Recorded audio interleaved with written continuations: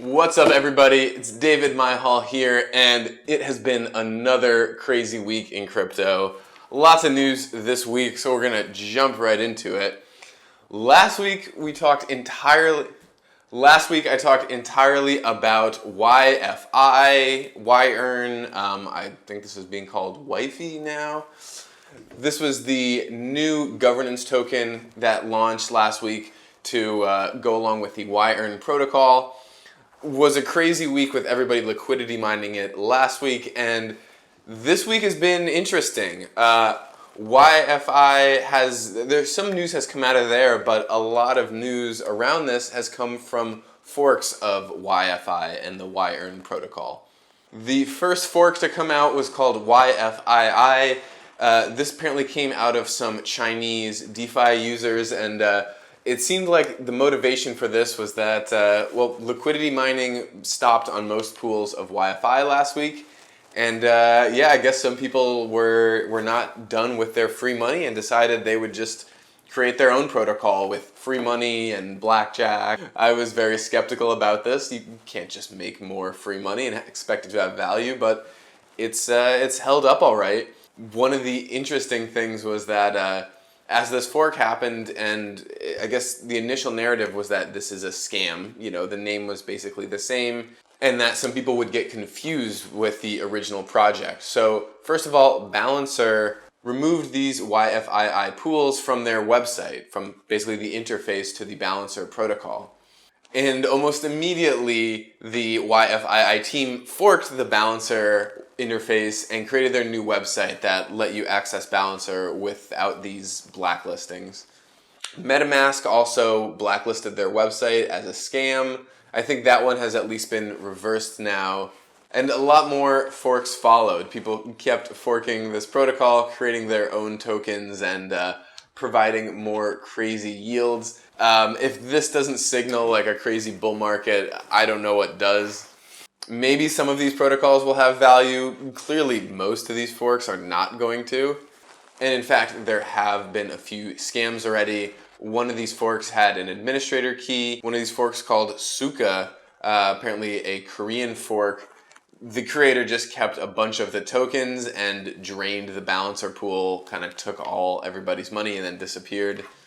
Now, out of all this, YEarn, which basically is Andre, the creator, did something pretty interesting.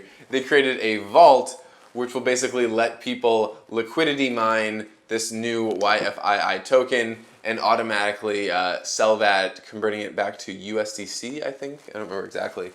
So this was an interesting idea of kind of letting you liquidity mine while still, I guess, kind of immediately selling out back into a more valuable asset. So we'll look forward to seeing more craziness around all this crazy YFII stuff, whatever. Next big news is Ledger had a breach of their database this week. If you're not familiar, Ledger is a hardware wallet company. They sell nice little hardware wallets that you can keep your crypto securely on. And while the hardware wallets themselves no security issues were found with them, their website was breached and lots of customer information was taken. People were semi-joking on Twitter about this leading to what we call $5 wrench attacks, which comes from an old XKCD comic. Basically saying all your digital security techniques and encryption, they're not very useful if someone physically finds you and threatens you and makes you give them your passwords. And yeah, again, this is just another issue with kind of centralized companies that require user data. I don't really know what the alternative is when it comes to something like Ledger, because obviously you do need physical hardware for some levels of security, and maybe someday you'll be able to just go buy a Ledger or a Trezor in a store with cash, but for now, hard to avoid going to these websites, giving them your personal information to buy it, but clearly not a good look for Ledger. Another big news this week was the semi-collapse, I don't know if collapse is too strong a word, of Ampleforth and their token Ample. This has been an interesting project. Ampleforth is a elastic supply token, I believe is how they call it. Basically, it's a token that's designed to expand and contract. to maintain a somewhat stable price. But there's been a ton of like liquidity mining around this token, people making lots of money in Uniswap and Balancer off this token. Again, this was a case of something that was too good to be true. A token that didn't really have a lot of real world value, but a lot of speculative value, a lot of people putting a lot of money in, and a lot of people making a lot of money for a bit.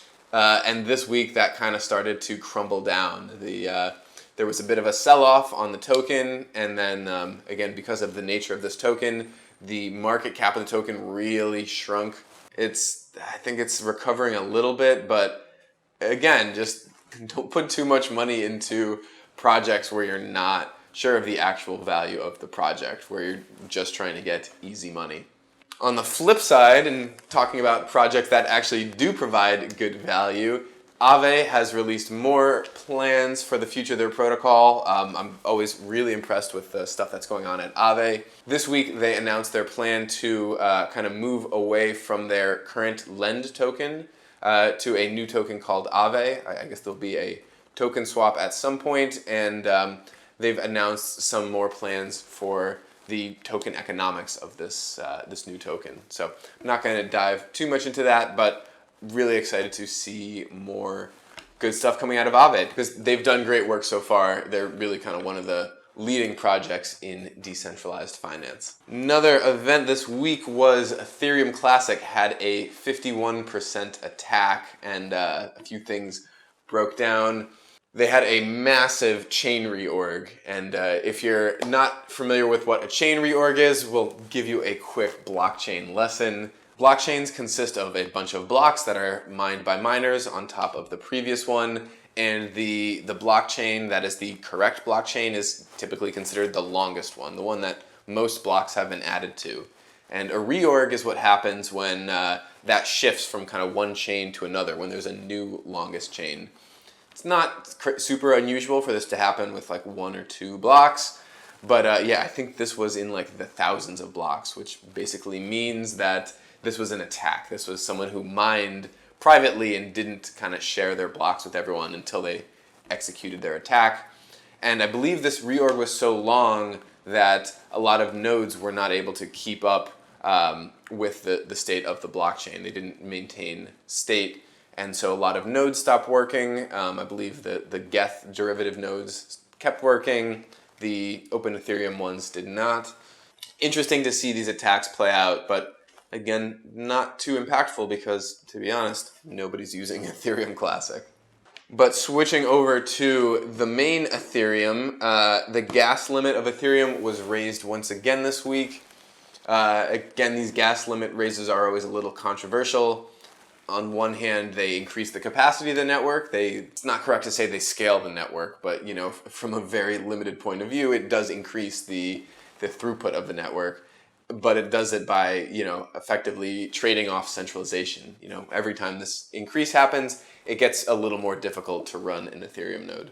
And one interesting thing about this is these changes, they're basically voted on by the miners. And the miners don't really have a huge incentive in like the long-term success of the network or even the decentralization of the network. Their only incentive is really to maximize their profit, how much money they're making. And by doing this, they can increase their profit. So I hope these aren't issues in the future. But yeah, we'll kind of keep watching that. Other Ethereum news, Ethereum turned 5 years old. That's right, this week was 5 years since the launch of the Ethereum mainnet, and it has been a crazy 5 years. So hoping for many more successful years of Ethereum. That is most of the crazy news this week. I'm going to close with just a funny tweet. The user Morellian tweeted an interesting approach to DeFi where you deposit some ETH into lendage.zomb to borrow USDQ, and you pool that in Curbify.iffy. Basically, DeFi is crazy right now.